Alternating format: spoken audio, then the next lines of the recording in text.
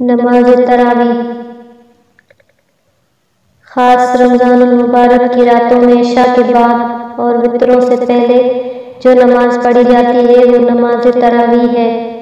احادیث میں نماز تراویح کی بے پناہ فضیلت بیان ہوئی ہے۔ اس نماز کے پڑھنے سے پڑھنے والے کے تمام سابقہ گناہ معاف ہو جاتے ہیں۔ اس لیے حضور صلی اللہ علیہ وسلم نے یہ نماز خود ادا فرمائی، لہذا مرد اور عورت دونوں کے لیے اس کا پڑھنا سنت موقدہ ہے۔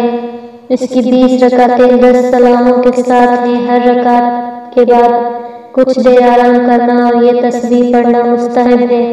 سبحان ذی الملک والملکوت، سبحان ذی العزت والعظمت والہیبت والقدرت والکبریاء والجبروت، سبحان الملک الحی الذی لا ینام ولا یموت، سبوح قدوس ربنا ورب الملائکۃ والروح، اللہم بارک، اللہم اجرنا من النار، یا مجیر یا مجیر یا مجیر، صلاۃ بر محمد صلی اللہ علیہ وسلم۔